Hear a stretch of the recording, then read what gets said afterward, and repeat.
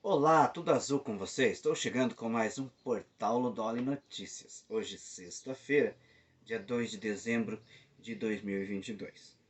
Eu sou o Luiz, sou deficiente visual, mas na batalha todos os dias trazendo aí as principais notícias.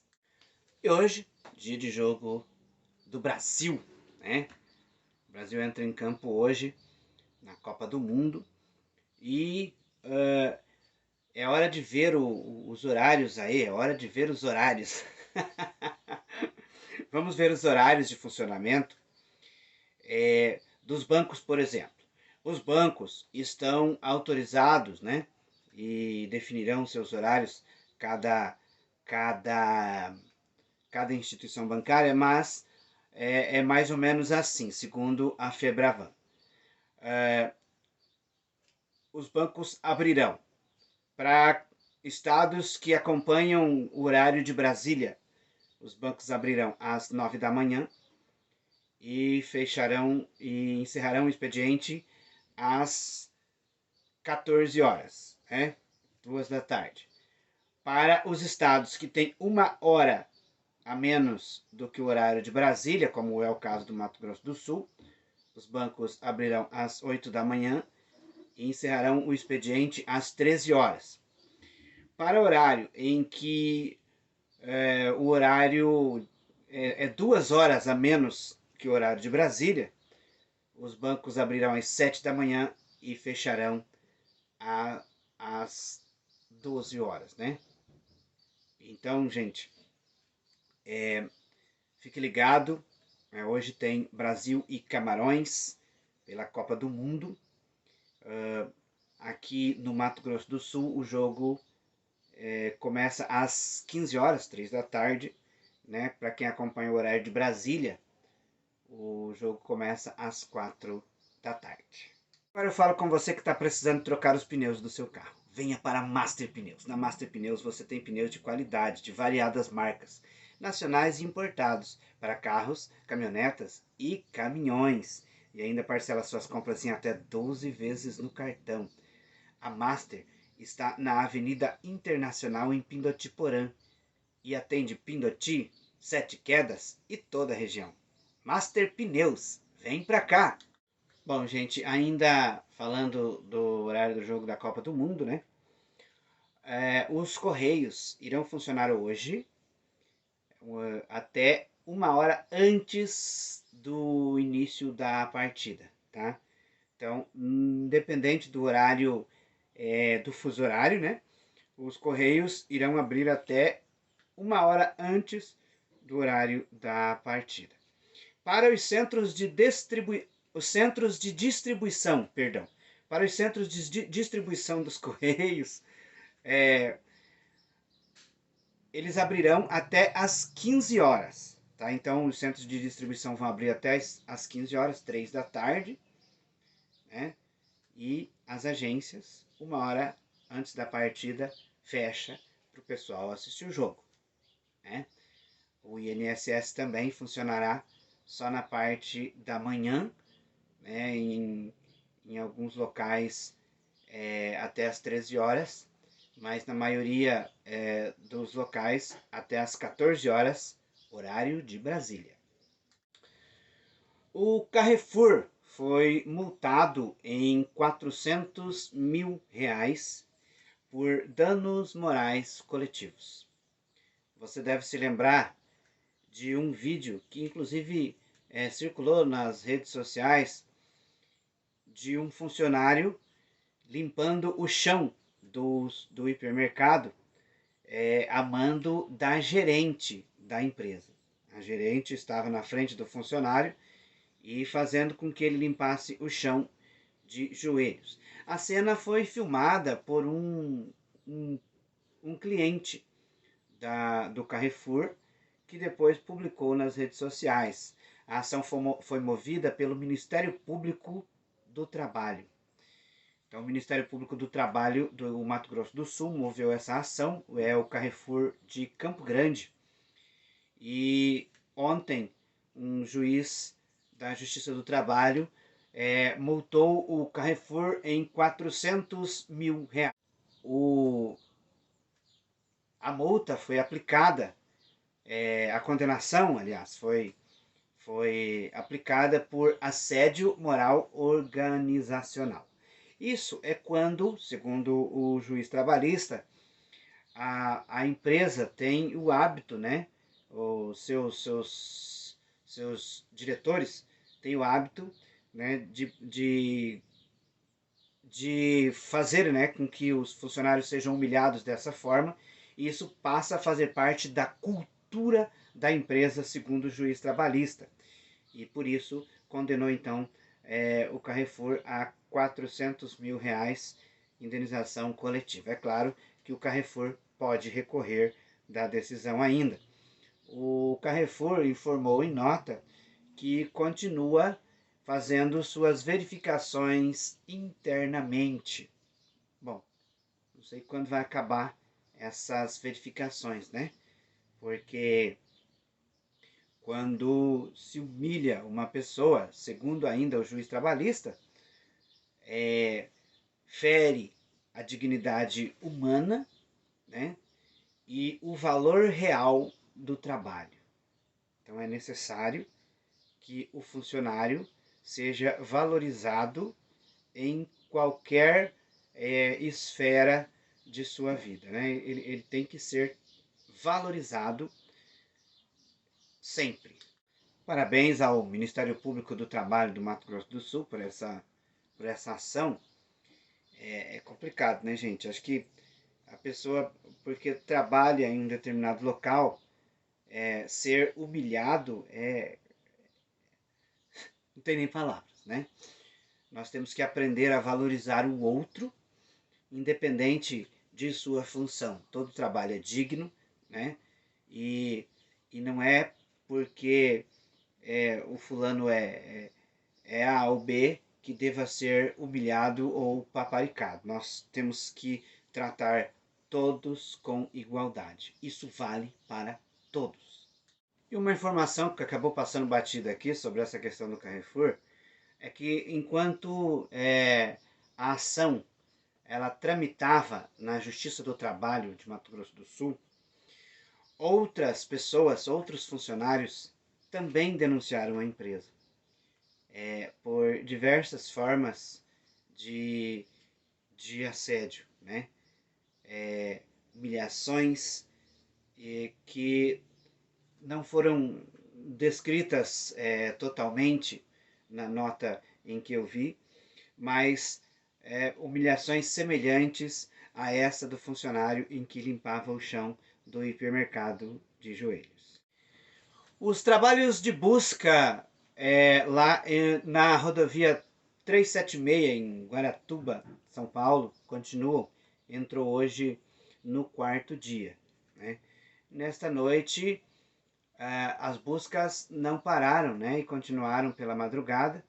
E pela manhã, os bombeiros receberam reforço, né? Agora tem guinchos, caminhões, além de cães farejadores e drones com câmeras que captam calor, para identificar ali se tenha pessoas ainda sobreviventes, né, embaixo da terra. Bom, o governo do Paraná informou que vai drenar também a água de locais alagados ali em volta para que o risco de novos desabamentos seja menor. Então, o trabalho continua. O Corpo de Bombeiros e a Defesa Civil acredita que ainda tenha pelo menos umas 30 pessoas ainda por ali, né? Dentro de algum carro daquele. Né? Então, o trabalho é intenso e a gente torce para que eles consigam retirar as pessoas de lá o mais breve possível, né? Uma fatalidade, né? Choveu muito naquela região, é uma região litorânea ali, mas choveu pra caramba e acabou deslizando ali um grande volume de terra em cima de uma rodovia enquanto os carros passavam, né? Isso aconteceu na segunda-feira. Segunda-feira, por volta das 3h30 da tarde, aconteceu o primeiro deslizamento. E no começo da noite aconteceu um segundo deslizamento, né? Então, muita terra por cima dos carros que ficaram soterrados, mas alguns dos carros os bombeiros já conseguiram retirar, né? Eles chegaram já ao ponto mais crítico ali do local e tem que ser muito cuidadoso, muito cauteloso nesse resgate, né? Porque os riscos são grandes de novos desabamentos e novas vítimas, né? Então, estão fazendo um trabalho muito cuidadoso. É lento devido ao cuidado que deva-se ter com esse procedimento. Ontem eu falei aqui de uma verba bloqueada pelo governo federal, né? Foi bloqueada na segunda-feira. Inclusive tem verba da saúde e da educação, né? Mas a verba em questão aqui agora é a da educação. Mais de 1 bilhão e 700 milhões de reais ao todo na educação. Mas ontem, ao meio-dia, essa verba ela foi desbloqueada, ela foi liberada para as universidades, não no valor total, né? Foi liberado um valor de 366 milhões de reais para as universidades federais do país. Acontece que por volta das 7 da noite, essa verba foi contingencionada novamente, ela foi bloqueada novamente pelo governo federal, né? Então, foi bloqueada à noite ontem, foi divulgado um ofício do MEC, né, com horário por volta aí das 7h15 da noite, horário de Brasília, em que informa todas as repartições do MEC desse contingenciamento feito para as universidades federais do país. A informação foi divulgada pelo CONIF, Conselho Nacional das Instituições Federais na área da educação profissional. Então, foi o CONIF que comunicou, né, divulgou aí o novo bloqueio pelo governo do presidente Jair Bolsonaro, né? Bloqueou então novamente o valor que tinha desbloqueado ontem ao meio-dia. Mas agora eu quero falar com você sobre a Vidraçaria Triângulo. Na Vidraçaria Triângulo você tem profissional qualificadíssimo, um bom atendimento e os melhores preços da região. A Vidraçaria Triângulo está na Avenida Brasil 755, no centro de Laguna Carapã. E atende Laguna e eu disse toda a região. Na Vidraçaria Triângulo, com certeza você faz um excelente negócio. Os telefones da Vidraçaria Triângulo estão na descrição do vídeo. Liga lá, faça um orçamento sem compromisso. Com certeza vai valer a pena. Vidraçaria Triângulo. A ministra do Supremo Tribunal Federal, Rosa Weber, libera para votação, né, as ações sobre o orçamento secreto. Bom, essas ações sobre o orçamento secreto estão tramitando no Supremo Tribunal Federal e a ministra Rosa Weber tinha pedido vista. Quando acontece um julgamento de um determinado processo, o ministro precisa de mais tempo para estudar o processo, aí pede vista, que é tempo para estudar. Quando ele, ou ela, né, no caso da Rosa Weber, acha que já estudou o suficiente, que já pode ir então para julgamento, ele libera para julgamento da corte. Agora, a presidente do Supremo Tribunal Federal terá que agendar então, né, esse julgamento dos processos sobre o orçamento secreto. O que é orçamento secreto? Chamado na Câmara de Emendas do Relator, ele foi apelidado de orçamento secreto, que começou em 2019, porque, segundo a própria Câmara Federal, não é divulgado o deputado que recebe essa verba, ou o senador, né, o parlamentar, e nem para onde ele envia essa verba. Então, as ações desse dinheiro é secreta, né? No ano passado, nós tivemos um valor de 16 bilhões de reais para as emendas de relator, que é o orçamento secreto. O que o Supremo Tribunal está discutindo? Se as emendas do relator são constitucional, né? Se elas são legal ou não são legal. Se não for além do Supremo Tribunal Federal travar o repasse desse orçamento, ele vai exigir que esse orçamento seja transparente, uma vez que ele é secreto, ele não é transparente. É um dinheiro público que é usado por parlamentares e que a população não fica sabendo onde é utilizado esse dinheiro. Então, aí fica a dúvida. Não que isso aconteça, mas, por exemplo, o cidadão pode pensar, o deputado ou senador tal utilizou do dinheiro lá da verba das emendas de relator, mas será que ele mandou para algum município? Né? Então, o que o Supremo Tribunal pode fazer é ou bloquear de vez ou exigir que seja transparente, né, a tramitação dessas verbas que são enviadas via parlamentares para municípios e estados da federação, né, que seriam enviados assim. Então, o legal seria se isso fosse divulgado, né, para a população. Isso é bom ter transparência, né? Então vamos acompanhar o julgamento. Interlocutores do Supremo Tribunal Federal dizem que essas ações podem ser julgadas ainda este mês. O presidente eleito, Lula, se reuniu ontem com deputados, senadores e lideranças do PT no CCBB.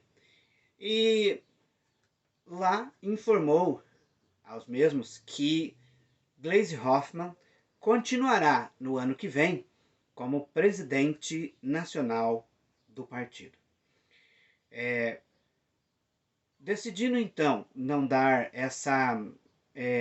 decidindo manter, Gleisi Hoffmann no PT, Lula acaba confirmando, né, que Gleisi não terá um ministério. E ainda, segundo o presidente eleito, ela não pode ter acúmulo de cargos, pois o Estatuto do Partido dos Trabalhadores proíbe. Mas falando nessa reunião, o senador Jean Paul Prates, do PT, disse nessa reunião ontem com o presidente eleito Lula que a Petrobras ela precisa parar de ficar só pagando dividendos aos acionistas e investindo só no pré-sal, que tem que ir além. O senador ele faz parte da equipe de transição, está no grupo de Minas e Energia. E ele afirma, né, que a Petrobras tem que ir muito além e que deveria investir em energia limpa. O grupo de transição que ele trabalha já havia levantado aí essa possibilidade da Petrobras investir em energia limpa. O senador Jean Paul Prates é cotado aí pelo novo governo a ser presidente da Petrobras. Guerra na Ucrânia. A Ucrânia informou nesta manhã que a Rússia retirou suas tropas de cidades próximas a Kherson, do outro lado, né, do outro lado da margem do rio Dnipro. Ao mesmo tempo, os ataques continuam na cidade de Kherson. interferindo ali, atrapalhando no fornecimento de energia, pois destroem ali fiação e tudo mais, né? E muitos civis estão fugindo da cidade de Kherson. Por causa dos bombardeios? Também. Mas locais onde eles ficam sem energia, eles estão com dificuldade de sobrevivência, uma vez que o frio na Ucrânia é intenso nessa época, né? Então, eles estão fugindo para outros locais onde pelo menos tenha energia elétrica, onde possam usar os aquecedores e sobreviver, né? Tentativa aí de sobreviver sem que o frio lhes tire a vida. E vamos para as cotações. O dólar comercial nesta manhã de sexta-feira está em R$ 5,19. O dólar turismo em R$ 5,44. O euro em R$ 5,43. A saca da soja está cotada em R$ 178,88. A saca do milho está em R$ 86. Muito bem, essas foram as notícias de hoje. Agradeço de coração a você que assistiu o vídeo até aqui. Eu volto amanhã com as principais notícias do dia, esperando por você. Um forte abraço e até lá.